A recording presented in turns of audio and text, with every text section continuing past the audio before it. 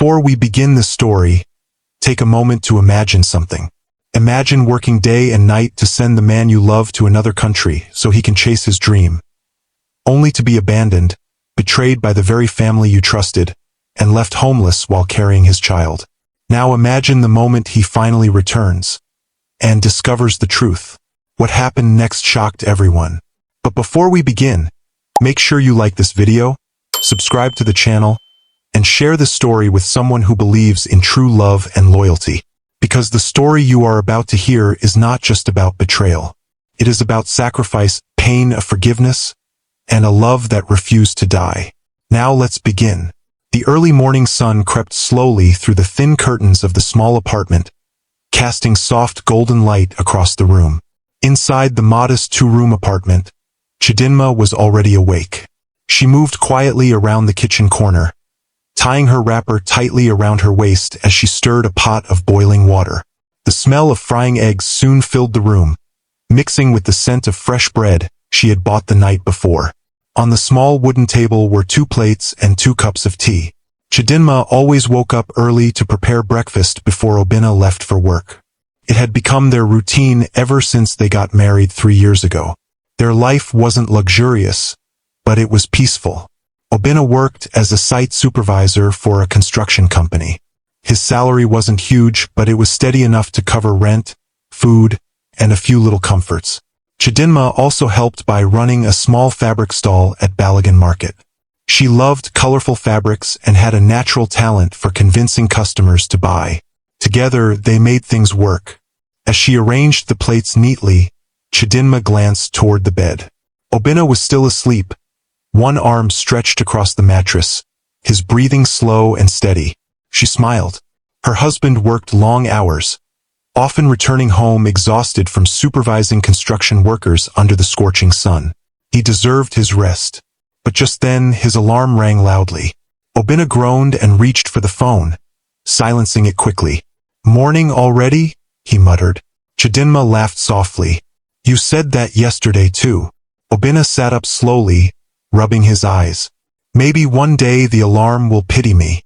"Well, the eggs won't pity you if they get cold," Chidinma teased. That immediately got his attention. "Eggs?" he said, suddenly alert. "Yes, Madam Chef made eggs today." Obina jumped out of bed dramatically. "Then I must not waste time." They both laughed. Moments like this made their small home feel warm and full of love. As they ate breakfast, Obina talked about the building project he was supervising. "The contractor wants the roofing completed before the weekend," he said, sipping his tea. "But the workers are too slow."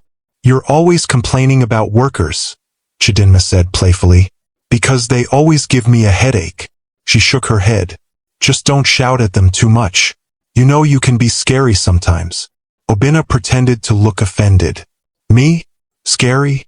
"Yes." He laughed and stood up, picking up his bag. "All right, Madam Peacekeeper. I'm leaving before I become late." Chidinma walked him to the door like she always did. Before leaving, Obina pulled her into a quick hug. "I'll see you tonight." "I'll be waiting," she replied with a smile. He stepped out into the busy street, disappearing into the sea of morning commuters. Chidinma stood at the doorway for a moment, watching him go. She had no idea that everything in their lives was about to change. The day moved quickly at Balagan Market. The market was always loud and full of life.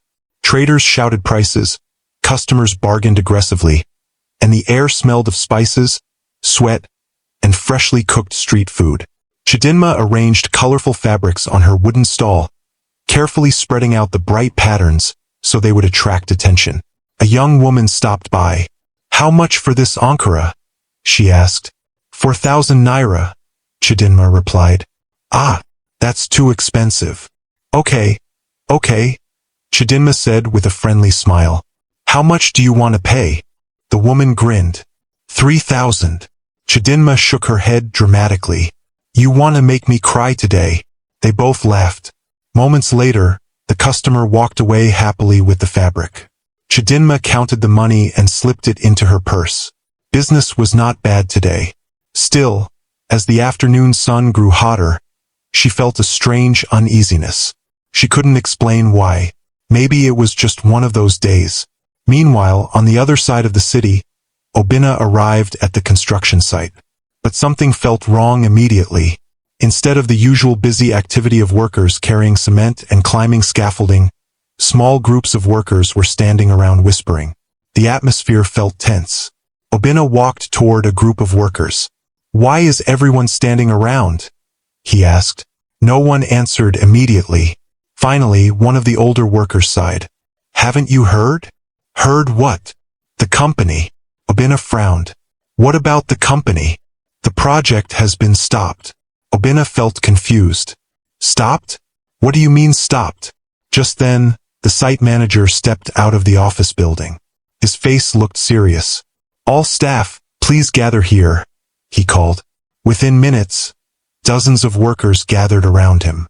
Some looked worried. Others looked angry. The manager cleared his throat. "I'm afraid I have bad news," he began.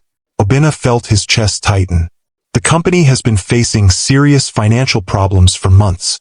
A murmur spread through the crowd. Unfortunately, the situation has gotten worse. The company is shutting down all operations effective immediately. Silence fell. The words felt unreal. As a result, the manager continued, "Everyone here will be laid off." For a moment, no one moved. Then the shouting began. "What? You can't do this. What about our salaries?" The manager raised his hands helplessly. "We will try to settle outstanding payments, but the company no longer has funds to continue the project." Obinna felt the world spinning. Laid off. The words echoed in his mind. His job, gone. Later that evening, Obinna walked slowly home. The usually noisy streets sounded distant and muffled. His thoughts were heavy. How would he tell Chidinma? How would they survive? By the time he reached their apartment, the sun was already setting. The door opened before he could knock. Chidinma stood there smiling. "You're late today." But the smile faded when she saw his face. "Obinna, what's wrong?" He stepped inside slowly. For a long moment he said nothing. Then he sat down. "The company is shutting down," he said quietly. Chidinma blinked. "What do you mean?" "We've all been laid off." The words hung in the air like a storm cloud. Chidinma slowly sat beside him. For several seconds, neither of them spoke. Then she gently held his hand. "It's okay," she said softly. Obinna shook his head. "No, it's not." His voice was filled with frustration. "I worked there for 6 years. 6 years. Chidinma." "I know. What are we going to do now?" Chidinma looked at him calmly. "We will figure something out." Obinna looked at her with tired eyes. "You always say that. And we always do." He sighed deeply. For the first time in years, he felt completely lost. But Chidinma squeezed his hand reassuringly. Whatever was coming, they would face it together. Little did they know, this was only the beginning of the storm that would test their love in ways they could never imagine. The days that followed Obinna's job loss felt strangely quiet. Before, mornings in their small apartment had always been full of movement. Obinna rushing to dress for work, Chidinma packing his lunch while reminding him not to forget his documents or helmet. But now everything had slowed down. Too slow. Obinna woke up later than usual. Sometimes he sat silently on the small couch staring at the television without really watching anything. Other times he walked outside pretending to search for job opportunities. But most days he returned home with the same defeated look. Chidinma noticed the change immediately. Her husband, who used to laugh easily and speak confidently about the future, now carried a quiet heaviness in his eyes. One evening, she found him sitting alone on the balcony staring into the dark street below.